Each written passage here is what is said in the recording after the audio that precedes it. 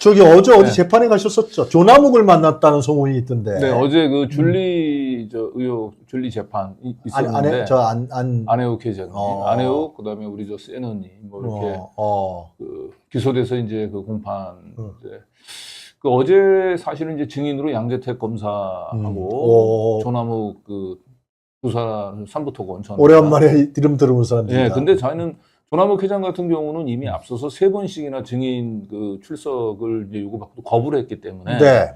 그 뭐 과태료도 부과하고 했는데 그리고 이번에도 당연히 안 나올 거로 예상을 했어요. 그래, 근데 나왔어요. 근데 이제 검찰에서 법원에 이제 그 구인장을 신청해서 그 데리고 왔더라고요. 네. 근데 원래는 이제 양재택 검사는 아마 안 나올 거라고 봤어요. 처음이니까 네. 이번에. 그래서 당연히 양재택은 오전에 이제 공판이었는데 안 나왔다고 그래서 조남욱도 안 나오겠지라고 얘기를 했는데 조남욱을 부른다는 거예요. 그래서 검찰 수사관을 그 보내가지고 집에서 이제 그 데리고 오겠다 이렇게 얘기를 해서 귀가 번쩍 뜨였죠. 조남욱은 왜 부른 거예요, 검찰에서?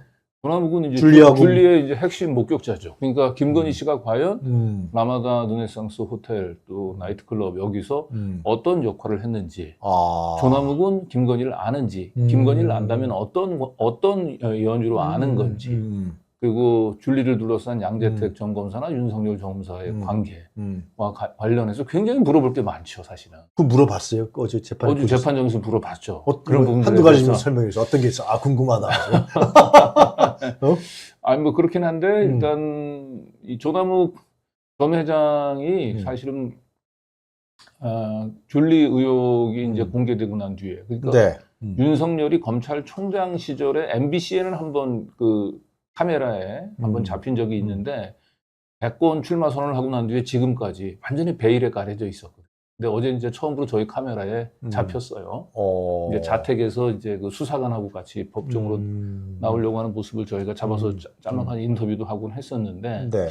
일단 법정에서도 그렇고 김건희 씨를 모른다고 할 수는 없잖아요. 그렇지. 그러니까 이제 김건희는 안다고 얘기를 했는데 그 처음에는 그냥 우연한 그러니까 저 여러 명이 있는 자리에서 그 김 교수라고 소개를 받았는데 잘 기억이 나지 않는다.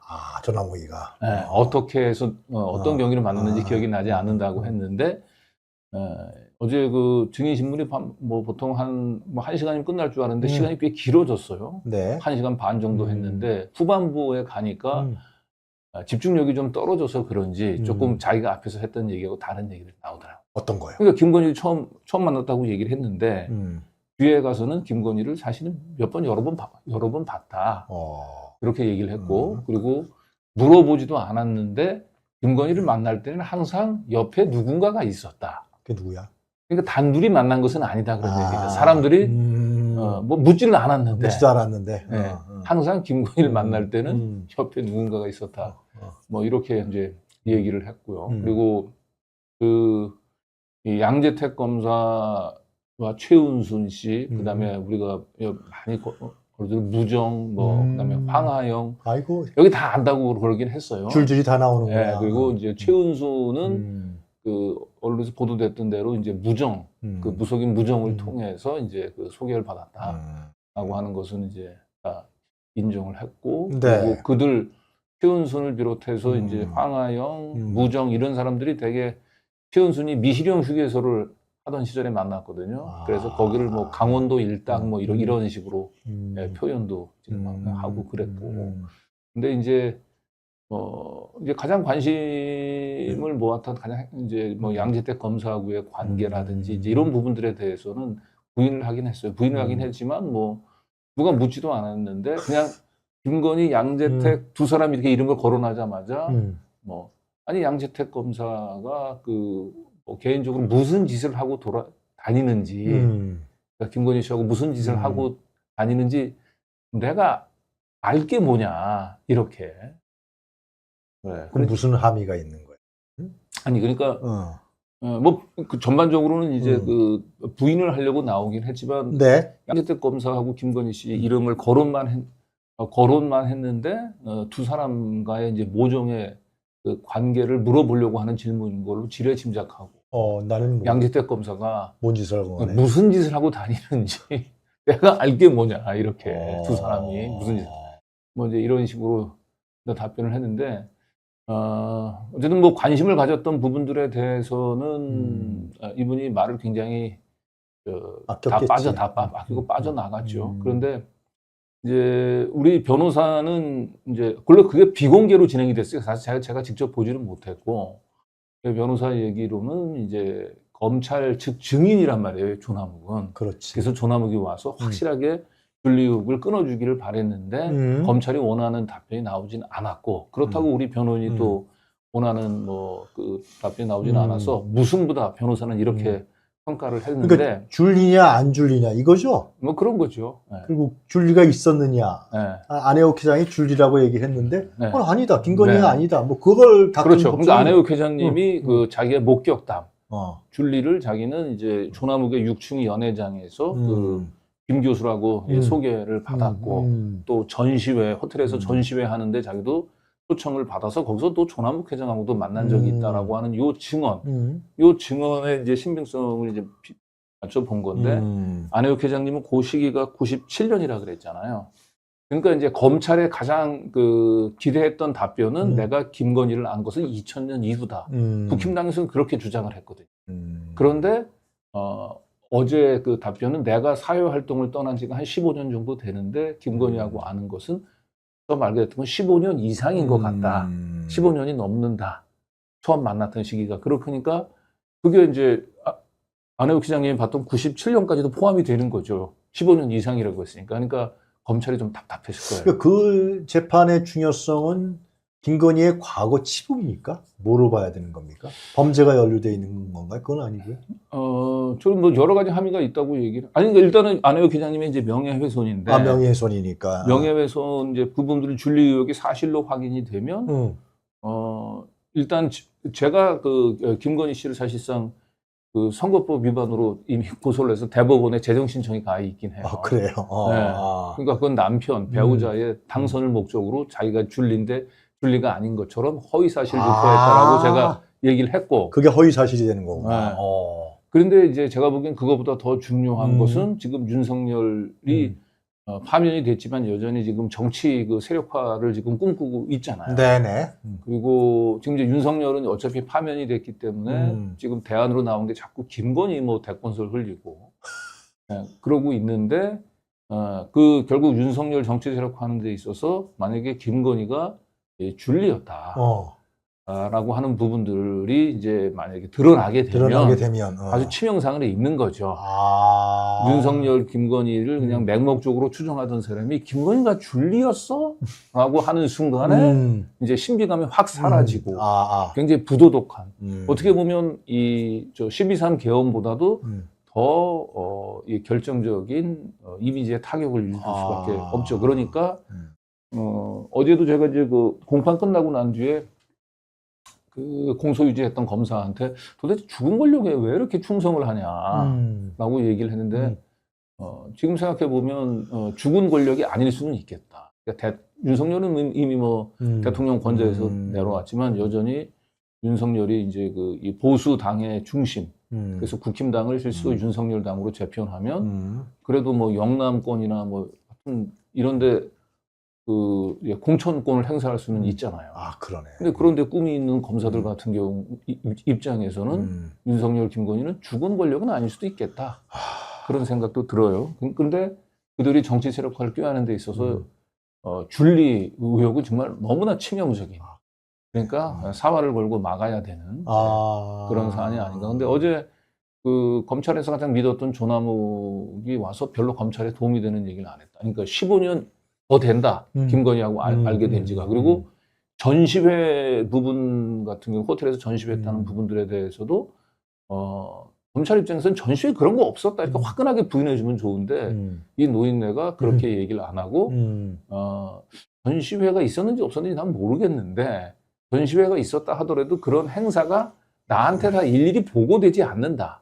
빠져나가는 거네. 그러니까 전시회가 있었다 하더라도 내가 인지하지 못했을 수 있다. 이런 취지의 답변을 한 거예요. 그러다 보니까 근데 그 호텔 내에서 1년 이상 전시회가 그림이 쭉 걸려져 있었는데 그걸 그런 전시회가 없었다고 하지 않고 나한테 보고가 되지 않을 수 있다라고 네. 하는 답변은 사실 약간 그래서 어제 전체적으로는 변호사는 좀 겸손하게 무승부라고 얘기하는데 오히려 저희가 봤을 때는 근소하게 저희가 판정승을 거둔 게 아닌가. 그럼 윤 어게인 신당이 네. 정치권에 나오는 얘기가 김건희가 만드는 작품이다. 네. 김건희가 관리했던 그 유튜브 뭐 그 네, 사람들이 네, 움직이고 있잖아요. 네, 네, 네. 그리고 또 그게 이제 해프닝이 있었지만 또 19일 날은 윤석열하고 점심 식사하는 사진도 공개하고 공개했고. 네. 하겠다는 거네요. 윤 어게인 신당을 만들겠다는 거네요. 예, 윤 어게인 신당을 만들고 근데 이제 거기에 김건희를 얹히는 거예요? 그러니까 제가 이제 극우 진영하고 조금 개인적으로 좀 서로 뭐 네네네네. 생각은 다르지만 소통을 좀 합니다. 네네. 그런데 이제 윤 어게인이라고 얘기하는 게 뭐 김건희가 주도해서 신당을 창당한 정도까지는 분명히 아닌 것 같고 아닌 것 같고. 다만 이제 그 윤석열 김건희를 이제 이 마케팅으로 해서 그 먹고 살던 이 정치 집단들이 있잖아요. 그렇지. 예, 근데 거기에 최근에 이 자금줄이 끊겼다고 합니다. 그게 뭐 애니킴 아니 그건 아니다. 애터미. 자금줄이 이제 뭐 끊기게 된 이제 이유에 대해서도 뭐 설명을 좀 하는데 뭐 거기 애터미에 뭐 이제 사주쯤 되는 사람이 이제 그동안 탄핵 정국에서 엄청난 자금 시위 자금 지원을 했고 근데 윤석열 이제 팬덤이 있으니까 윤석열 한번 해달라고 이제 부탁을 해서 어렵게 만났는데 윤석열이 좀 생각만큼 극진하게 예우를 안 하고 좀 대면 대했다. 거기에 마음이 상해서 이제 난 자금줄 끊어버린다라고 얘기를 하면서 결국 거기에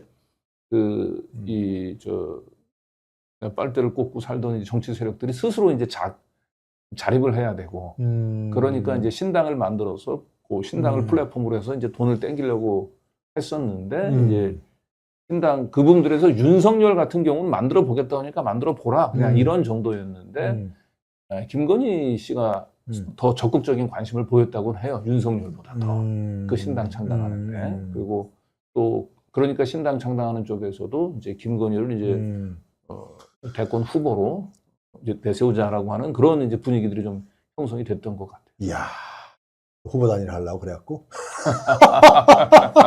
나도 후보 단일 할 수 있다. 글쎄요. 근데 어쨌든 뭐 지금 한덕수보다는 극우 세력 입장에서는 차라리 그 한덕수 내세우는 김건희 내세우는 게 낫지 않아? 뭐 이런 얘기를 하는 쪽도 있는 것 같고요. 그러니까 우리가 상상을 뛰어넘는 상상하고 있는 거죠. 걔네들 항상 그래왔잖아. 지금까지. 네, 항상 그러고 있죠. 또 한독수는 뭐야? 자가 발전하던데 막 그냥 뭐.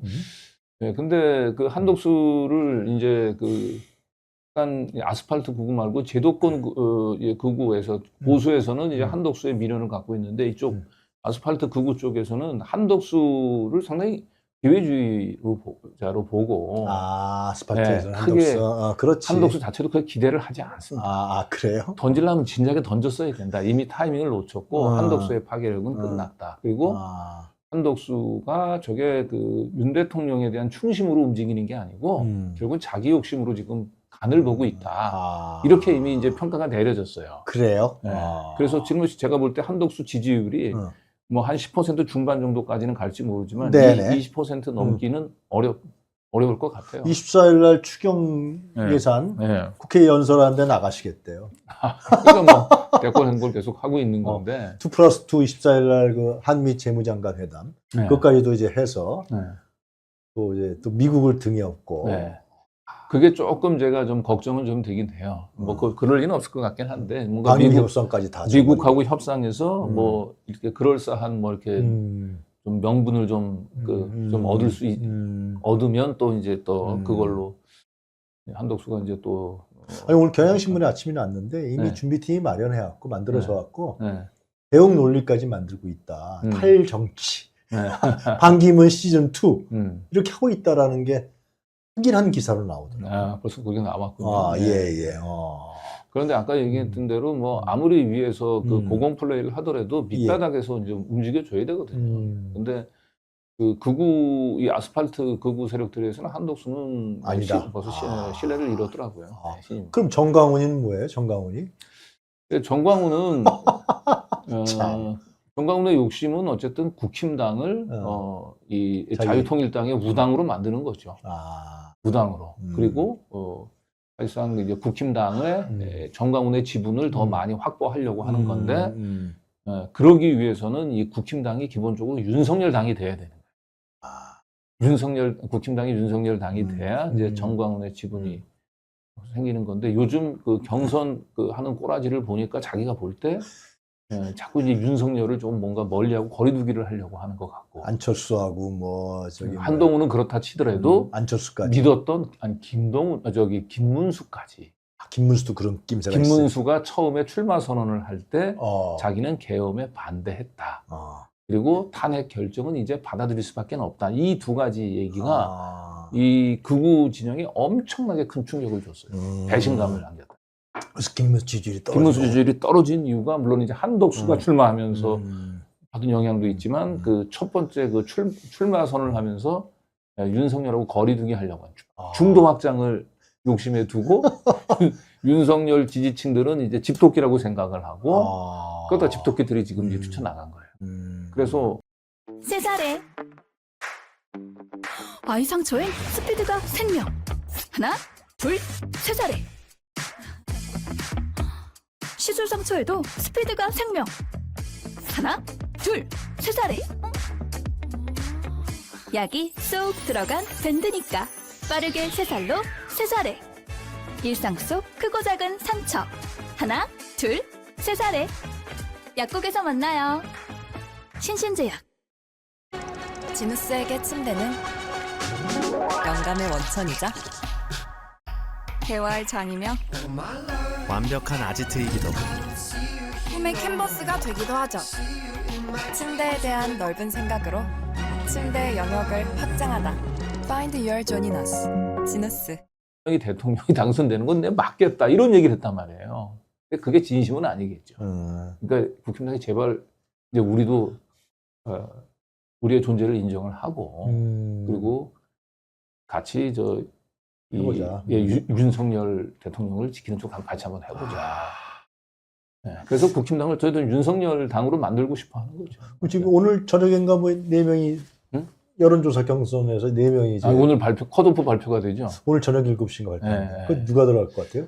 그러니까 홍준표. 지금 3강, 2중, 3양 이렇게 얘기하잖아요. 그러니까 3강은 뭐 들어가겠죠. 당연히 김문수, 홍준표, 한동훈은. 그리고 이제 2강이 안철수하고 나경원인데 원래는 안철수가 무난히 4강에 들어가지 않을까 생각이 됐는데 최근에는 이제 이 김문수가 그 약간 주춤하면서 윤석열 친윤 인사들이 좀 김문수 대신에 나경원 캠프로 좀 많이 좀 합류를 하더라고요. 그래요? 그래서 뭐 김은국이라든지 김은국이가 나경원 캠프에 갔어요. 네, 호랑나비 김은국이가 나경원 캠프로 가고 그 등등 해서 보면 나경원이 그래서 지지율이 조금 올라가더라고요. 김문수가 조금 빠지면서 좀 올라가서 그 제일 큰 피해는 아마 안철수가 입지 않을까. 저는 개인적으로 지금은 보면 뭐 여론조사 상으로도 확실히. 자, 그럼 하여튼간에 1등이 누가 될 것 같아요? 한동훈이 될 것 같아요? 어떻게 될 것 같아요? 지금 최근 여론조사 상으로는 거의 도토리 키재기가 됐더라고요. 보니까 3명이 김문수, 홍준표, 한동훈 이 3사람이 지지율이 거의 엇비슷하게 나와요. 근데 그러니까. 그거는 이제 나중에 1위 가린 거는 당원하고 여론조사 같이. 그러니까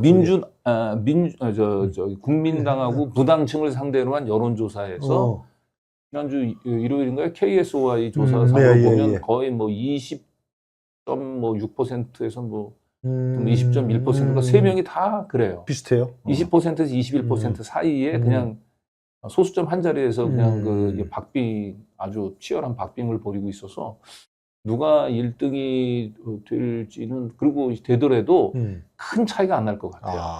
그러니까 그러니까 원래는 윤석열이 파면되기 전만 해도 확실하게 김문수가 1강이었단 말이에요. 글쎄 말이야. 그런데 아까 얘기했던 대로 출마 선언하면서 너무 중도 확장. 자기 욕심 눈이 냈구만. 멀어서. 내가 될 수 있어. 그러면서 거기서 삐끗한 거예요. 거기서 삐끗하면서 김문수 지지율이 떨어지면서 3명이 지금 이제 엇비슷하게. 그리고 오세훈이 이제 떨어져 나간 표를 제일 많이 이제 흡수한 건 뭐 한동훈 쪽이 더 많이 좀 흡수한 것 같고 홍준표도 그래서 3명이서 지금 이제 거의 박빙인데 이겨도 그 과거의 김문수처럼 이렇게 압도적인 1강 이렇게 하는 게 아니고. 그러면은 국힘에서 하여튼 누가 되든 간에 한 명이 선출될 거 아니에요? 되겠죠. 되면은. 네. 그 다음에 이제 한독수가 또 이제 24일 날 국회 시정연설까지 하시고 네. 미국과 협상도 또 잘해주시고 갔다가 여순 국민한테 얘기했지. 그리고 또 전가훈이 설쳐되고 또 윤어게인 신당에서 그렇죠. 새로운 대권 후보를 옹립하자. 네. 그런 거죠. 지금은 또 보수 여권이 보수 우익이 엄청나. 지금 저는 일단 기본적으로 큰 세 가지 갈래로 지금 분화는 됐어요 이미. 예. 전통적으로 국힘당, 그다음에 자유통일당, 그다음에 윤석열 신당. 이렇게 세 개가 지금 이제 그리고 세 개가 서로 잘 뭉칠 것 같지도 않아요. 그래요. 그리고 그 중요한 사실이네. 네, 왜냐하면 이제 윤석열 신당하고 그다음에 자유통일당은 서로 완전히 달라요. 왜? 같은 편 아니? 응? 같은 편 아닙니다. 그러니까. 윤어게인 같은 경우는 옛날 보면 이제 소년보 세이브 코리아 그쪽이야. 네, 그쪽에 찰리 좀 가까워요. 뭐 그쪽은 아니라고 얘기는 하더라도. 그리고 실제로 보면 이제 그 윤석열이 뭔가 그 신당을 만든다고 얘기한다면 자유통일당하고는 거기는 이제 그 대등성이 없고 너무 극우로 이제 갇히기 때문에 약간 이제 그 확장 가능성이 있는 이 좀 세이브 코리아하고 명맥을 잇고 있는 요 그 윤어게인 그쪽에 힘을 실어주죠. 그러면 김건희가 자기 보호 차원과 방어 차원에서도 윤어게인 신당의 대권 후보로 나올 수도 있겠네. 그럴 수도 있을 텐데 뭐 결국은 뭐 그러나 이제 윤석열 김건희 씨 입장에서는 일단 그 국힘당을 완전히 윤석열 당으로 만드는 게 것이 1차 목표죠. 그럼 한동훈이는 안 되네. 그죠? 거기서는 이제 한동훈을 무조건 떨어뜨리려고 아. 하겠죠. 그래서 그 다음에 이제 신당 작업을 어떻게 할 것이냐. 네. 뭐 그런 계산을 하겠구만요. 그러니까 그들 부분은 어쨌든 지금은 일단 1차적으로 한동훈을 떨기고 그다음에 2차로 국힘당을 이제 윤석열 당으로 만들어서 이번에 대선 이후에도 자기가 이제 확실한 이제 그 야당의 상황으로서 상황 정치, 사자 정치를 계속 이어가려고 하는 게 현실적인 목표가 아닐까? 그럼 한동훈이 된다 그러면 이제 윤어게인 신당에서 한동훈이 되면은 윤어게인 신당을 중심 이번에 윤어게인 신당 창당이 보류가 됐던 이유는 그 현역 의원이 아무도 없어요. 그래서 사실은 이제 뭐 윤상현이 말렸다는 얘기가 있어요. 가장 윤석열의 측근이라고 얘기하는 윤석열 호위무사인 윤상현조차도 이 현역 의원이 한 명도 없는데 돈도 없고 뭘 가지고 신당을 만들려고 하냐. 그래서 잠깐 유보를 시켰다라고 얘기하는데 만약에 한동훈이 그 국힘당 후보가 되면 제가 보기엔 이제 뭐 친윤 의원들 뭐 한 20명이든 30명이든 빠져나가서 새로운 이제 신당을 윤어게인 신당을 만들고 윤어게인 신당에서 뭐 새로운 후보를 낼 수도 있겠죠. 쇼를 하는 거 쇼를 해지 애들끼리. 네. 그런 다음에 한독수는 그럼 무소속으로 나오고. 네. 한독수는 아마 계속 지지율을 한번 좀 띄워서 어느 정도 비슷하게 뭔가 지지율이 좀 나와야 되는데 지금도 뭐 이재명 대표하고 이재명 후보하고 양대 대결 붙여도 지금 뭐 한 20% 이상 차이 나잖아요. 글쎄 말이에요. 그런 걸 가지고는 자기가 수사표를 던져도 뭐 스타일만 구기잖아요. 그러니까 계속 좀 어떤 식으로든 여론조사를 좀 끌어올리려고 하겠죠. 5월 3일 국힘당 그 경선 결과 나오고. 검찰에서는 김건희를 제대로 소환해서 조사하는 거예요? 안 하는 거예요? 검찰은 직접 김건희를 불러서 소환 조사하는 거 부담이 될 겁니다. 부담이 가요? 네. 그리고 이제 그거는 이제 명태균 씨 이제 변호사 남상권 변호사죠. 이제 남상권 변호사가 뭐라고 얘기하냐면 한동훈이 김건희를 구속시키는 순간 김건희도 가만히 당하고 있지는 않을 것이다. 라고 얘기를 했어요. 그리고 그 김건희가 가지고 있는 카드가 뭔지 우리도 안다. 뭐예요? 몰라요. 뭔지 모르지만 그러니까 명태균하고 김건희 씨가 거의 한 뭐 2년 반, 3년 거의 동지처럼 지냈지 않습니까? 그럼요. 그리고 윤한 갈등도 거치면서 얼마나 많은 얘기를 했겠어요. 그렇지. 그러니까 그 과정에서 들은 게 있을 거고 뭐 자료도 가지고 있을 수도 있고 그래서 한동훈을 사실상 한 방에 날릴 수 있는 카드를 김건희는 가지고 있다. 자기네들은 그걸 뭔지는 자기도 알고 있다. 이전 투구회장이 완전. 그거 말고 뭐 이제 자기네들도 그것과 별개로 독자적으로 한동훈을 한 방에 날릴 수 있는 카드를 가지고 있다고 하는데 이게 뭐 뻥칼인지 어쩔지 모르겠습니다만 그래서 사실 한동훈을 대통령을 만들려는 검찰은 김건희를 그 직접 소환 조사한다는 얘기 그 노래를 부른 지가 벌써 2주가 넘어가요. 글쎄 말이에요. 윤석열이 4월 4일 파면된 후부터 계속 김건희 소환서를 계속 언론에 흘렸어요. 이거는 김건희를 직접 소환하기보다는 괜히 쓸데없이 윤석열, 김건희 당신들 경선에 개입하지 말아라. 경고를 보낸 거죠. 그리고 뭐 한동훈이 직접 하지는 않았지만 이제 한동훈 그 스피커가 만약에 두 사람이 경선에 개입하면 또 끔찍한 일이 일어날 것이다라고 하는 얘기까지 했어요. 그 워딩이. 그 의원이 한동훈계 국회의원. 한동훈계 국회의원 누구죠? 하여튼 꼭 있어. 그런 얘기까지. 그러니까 이게 경고죠. 그러니까 김건희를 직접 검찰이 대선 과정에서 소환 조사한다고 얘기한다면, 그게 한동훈에게도 유리할 거예요. 유리하지 않을 거예요. 그러니까 그냥 서로 그냥 더 이전 투구가 더 극심해지고 자멸각이. 권진하고 김삼민 검사는 맛보기로 불러내. 계속 그러니까 김건희를 직접 부르는 건 할 수는 없어. 그러니까 언론에다가 계속 흘리고 찔러 보는 거예요. 요 다음은 당신이야. 그러니까 좀 제발 가만히 좀 있어라. 그러니까 언론을 통해서 이렇게 계속 압박을 하고 있는 단계지. 김건희를 직접 불러서 소환 조사 같지는 않은데, 근데 그런 정도의 압박에 불할 분이 아닌 것 같아요. 제가 볼 때 김건희 씨. 그런 것 때문에 조용히 고개 숙이고 있을 분이 아닙니다. 저 꼬라지가 어떻게 할 것 같습니까? 새로운 정부 탄생하면 지금 이 꼬라지들이, 얘네들이 벌이는 꼬라지들이. 그래서 제가 보기에는 윤석열이 정말 본인이 대권 출마 할 때 우리가 근원 목소리라고 하는 걸 한번 좀 틀어준 적이 좀 있었잖아요. 윤석열이 이제 국힘당에 입당하기 직전에 지지자하고 통화한 거에서 자기가 국힘당에 들어가서 국힘당 자기가 별로 좋아하진 않지만 이놈들이 제대로 말 안 들으면 내가 아주 국힘당을 뽀개놓겠다 이런 얘기를 했잖아요. 거의 지금 국힘당 뽀개고 있어요. 윤석열이. 그래서 계엄을 일으켜서 본인 임기를 절반으로 단축시킨 걸 넘어서 국힘당을 거의 뽀개기 직전이고 거의 보수를 저희 괴멸시키는 아주 어떻게 보면 이제 우리의 보수의 극우적인 양면을 거의 드러내면서 보수를 사실상 이제 좀 재편하는 다시 큰 일을 하고 있는 것 같아요. 윤석열, 김건희 씨. 자, 이쪽에 민주당에서는 이재명 대세론이 형성되는 분위기에 50%가 넘었어요. 리얼미터 여론조사에서. 영남권에서도 김경수가 은근히 기대했을 텐데. 그렇죠. 너무 안 나왔죠. 열어보니까 아니야. 김동연도 지금 너무 안 나오니까. 너무 안 나와요. 너무 안 나오니까 여론조사 업체가 문제가 있다고 꼬투리 잡기 시작하고. 경선은 안주하겠죠. 김동연 지사는 경선 안주할까? 모르겠어.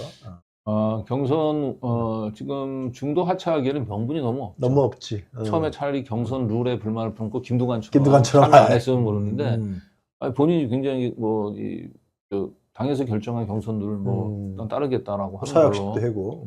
그렇기 때문에 지금은 이제 중도 하차된다고 한다면 자기네들이 기대했던 것보다 너무 지지율이 안 나와서 그만둔 거로처럼 보이지 아무런 명분이 없어요. 그래서 결국 저는 끝까지 완주는 하지 않을까 싶어요. 그렇게 되면 결국 이들이 살아남는 방법, 특히 이낙연까지 포함해서 김두관도 고개 살짝 드는 것 같은데 김건희의 또 무슨 윤어게인 신당, 또 자유통일당 이렇게 되면 결국은 개헌을 통한 내각제밖에 없는 거 아니에요? 그렇죠. 그리고 김건희도 그걸 노리고 있는 거 아니에요? 그렇죠. 그러니까 윤석열, 김건희가 국힘당을 지금 당권에 욕심을 내는 거는 이제 그런 거죠. 그런 거죠. 그래서 김동연이가 개헌을 부르짖는 거예요? 근데 이제 김동연이나 아니면 김경수는 사실은 이낙연이 추진하는 그런 개헌 연대에 아마 아니고 참여하지는 왜냐면 워낙 이낙연이 워낙 선을 넘었잖아요. 이미. 그렇지. 이제 민주진보 진영이 아니에요. 이제 이낙연은 이제 오히려 이준석 개혁신당보다도 더 국힘당에 가까운 정당이 됐잖아요. 지금. 전병헌 그 양반이 큰 활약을 하고 있다 그러더라고. 들리는 얘기가 아주. 내가 권성동도 잘 알고 있다. 거기는 한덕수를 좀 기대하고 있는 것 같은데 이낙연 쪽에서는 이제 한덕수를 중심으로 해서 국힘당하고 직접 이렇게 연대하는 건 자기네들도 좀, 뭐, 겉으로 내세우는 거는 자기는 민주진영이라고 얘기를 하죠. 아, 그럼 새로운 미래당으로 한덕수가 들어와서 옹립해서 해보자. 뭐 그런 거야? 아니, 새로운 미래까지 들어오는 건 아니지만, 이제 한덕수를 중심으로 해서 국힘당이 중심이 아닌 한덕수가 중심이 된 이제 그 내각제 연대, 반 이재명 기치로, 예. 뭐 그런 그 빅텐트를 거기는 생각하고 있는 것 같고요. 예. 꿈도 야무지군요. 근데 그거 외에는 사실 이낙연당은 뭐 활로가 없을 것 같아요. 아, 그러네요. 네. 자, 첫 번에 좀 여쭤봤어야 되는데, 전반적으로는 대선 구도, 네. 지금 40 며칠 남았죠? 네, 네. 근데 대선 구도 강 기자님은 어떻게 보십니까? 한번 분석 좀 해주시죠. 지금 뭐 대선 구도는 자꾸 지금 국힘당은 그 원심력이 지금 작용을 하고 있고 여러 가지로 계속 서로 지금 이제 분열하고 있고 민주당은 이재명 후보를 중심으로 해서 점점 그렇죠. 예, 좀 똘똘 뭉쳐가고 있죠. 있어요. 뭉쳐가고 있죠. 그러니까 뭐 특별한 변수가 없는 한 뭐 지금 이제 민주당이 이제 뭐 대선에서 승리 가능성은 높은데 그래도 항상 이 대한민국 선거라고 얘기하는 건 대선 남은 뭐 대선까지 남은 50일은 조선왕조 500년보다도 길다는 얘기가 있잖아요. 어떤 일이 벌어질지 모르고 그래서 어쨌든 지금은 보면 국힘당이 스스로 그 자강을 통해서 이재명 후보를 꺾이는 우리로 보이고 결국은 외력이 작용하지 않는 한 작용해서 이 선거판을 흔들지 않는 한은 이미 승부는 좀 거의 이제 굳어져 가고 있는 상황 같아요. 근데 만약에 이재명 후보가 대통령이 돼서 새로운 정부가 탄생하면은 자기네들 하나하나씩 당할 거 아니에요. 그러니까 목숨을 걸고 싸우겠네. 어떻게 하든지 뭐 공작을 그렇죠. 피고. 그러니까 스스로 이제 국힘당이 이번 대선을 이길 수 없다라고 하는 생각이 자꾸 드니까 자꾸 이상한 얘기를 하잖아요. 뭐 여전히 뭐 대법원에서 빨리 선거법 사건 해가지고 그 확정을 시켜야 된다. 아직도 그 얘기해요. 그리고 대통령이 돼도 그 재판은 계속 진행할 수 있다. 그 헌법 84조인가요? 그 계속 거기에만 집착하고 지금 있는 거죠. 내각제 개헌을 하려고 해도 국회의원의 3분의 2가 동의를 해야 되는 거 아닙니까? 네. 그것도 안 되잖아요. 네, 그것도 안 되죠. 대통령도 뺏기면 그것도 안 되고. 네. 그리고 지금 그나마 윤석열을 빼면은 지금 이 좀 흩어져 있던 이 보수 우익을 하나로 통합할 수 있는 그런 인물이 보이지가 않아요, 지금. 그 정도예요? 네. 이게 저거 재구성시키면 완전히 망하는 건데. 네, 그러니까 지금 한동훈, 안철수는 뭐 거의 존재가 없고, 한동훈을 제외한 나머지 지금 국힘당의 주자들 같은 경우는 다 윤석열의 다 아바타들 아닙니까? 윤석열 아바타들이고, 한동훈이 당 대표, 국힘당 후보가 되는 순간 아까 말씀드렸던 대로 국힘당은 쪼개질 가능성이 매우 좀 높아 보이죠. 그걸 염려해서 윤어게인 신당을 일단 하여튼 발돋움 시켜놓은 거구만. 살기 위해서. 알겠습니다.